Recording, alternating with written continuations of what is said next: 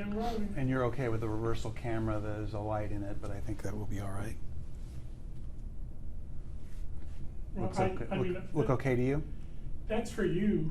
Okay. But All right. We'll go ahead and get going. We don't want to waste too much of your time. Cool, but thank you. Thanks for sitting down to talk to us. We've looked at the term sheet a little bit, so I wanted to ask it. Is this term sheet a good deal for people in San Antonio and Bexar County? Jay, thanks for the time. Yes, we're excited about the term sheet, and we do think it's a good deal for citizens of San Antonio and Bexar County. The structure and the framework is set up so that the arena is funded by visitors and not by residents of San Antonio or Bexar County. In what ways has the term sheet changed in recent days? Well, we just finished it up, I would say Friday. We delivered it to the city probably about 90 days ago, and it was returned to us last week, and we were able to sit down and get to work and finalize it late Friday. And so I would say most of the work happened last week.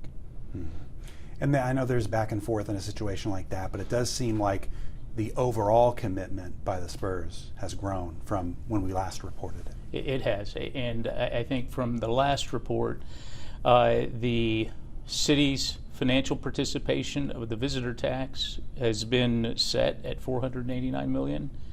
Our $500 million was always out there, but we've also put in writing our commitment to take care of all cost overruns. The county's $311 million is set, and we've identified a price for the arena at $1.3 billion. Additionally, we have also increased the community benefits agreement to $75 million, and that's an increase of $15 million from before. What kinds of things fall under the heading of community benefits?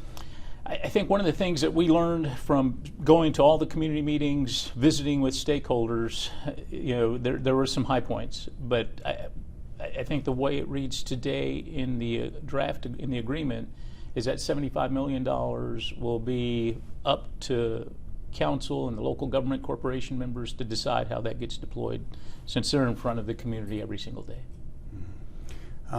So now we're in kind of an unusual situation, at least certainly from my standpoint looking at it, to see a council agenda on Thursday that has two items dealing with the same matter, and it really is a drastic right turn or a drastic left turn. What do you think about what does the organization think about the situation we're in for Thursday? I think we're excited that it's on the agenda for Thursday. We're asking City Council to oppose the delay and vote for approval of the term sheet so we can go out and lay the complete package out to the voters. I think if you, like Thursday, will be probably around 60 days away from the start of early voting. We think the voter deserves to have all the details, and they are the ultimate deciders of the visitor-funded structure for this arena. If you have to wait for another analysis to happen, can the Spurs just stay in the Frost Center longer and wait for another deal to come along? Jay, we have completed our economic impact study, which we have so much confidence in that we're willing to invest over $2 billion in this new plan and structure. We've also been studying this problem in our company for quite well over 2 years.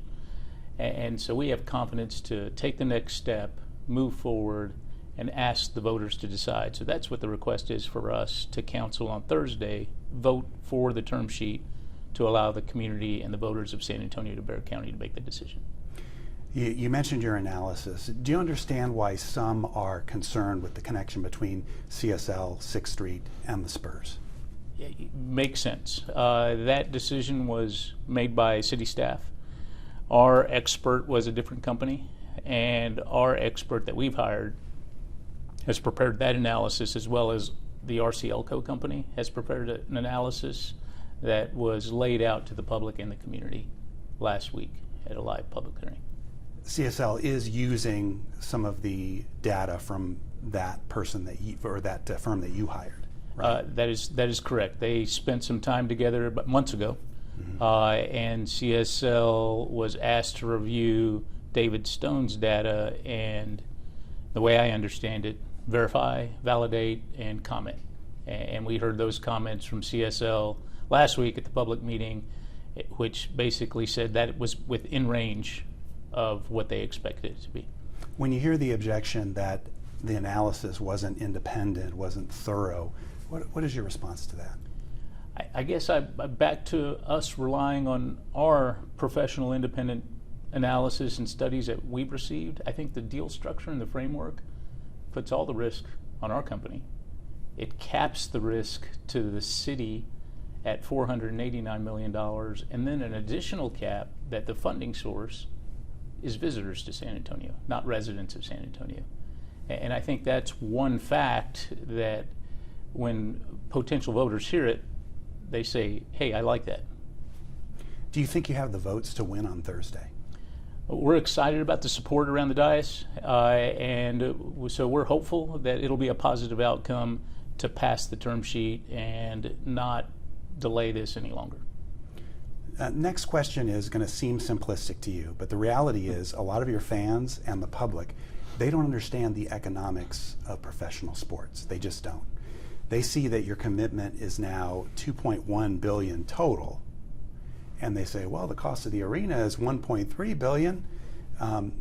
What do you say when they wonder, why can't the Spurs fund their own arena? That's a great question, too. I think in today's economics of sports, the way you've kind of phrased it, we operate in a format where the Players Association gets 50 cents out of every revenue dollar and that the Spurs generate. And that's just the way the structure is set up. Being the 27th market out of 30 NBA markets, all those smaller size markets have publicly funded facilities in order to compete with the Los Angeleses and the Chicagos and the New Yorks. And in the modern era of sports, that is the financial realities. And so that is why we propose this structure. Not only for today, but that's hasn't changed 30 years ago when the structure for the, at that time, the SBC Center was constructed. It was very similar. Under the current term sheet and the plans that you've been working on with the city, when would we see a functioning new arena? I guess if we go back to the term sheet, I'm trying to remember what's in there as far as timeline goes, but the whole all-in construction program is probably 58 to 60 months. So it's a 5-year program from design, ideation, actual doors opening. And so under the current funding framework, if funding started in 27 or 28, that would be 2031, 2032. So that's kind of the general timeline.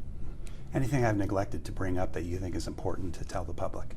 No, I thank you for your time, though, and appreciate you giving us a chance to talk to you today. And we thank you. We're going to take a few two shots, and then we'll let you go. I know you got other people that are eager to talk to you. Thanks. So you yourself have been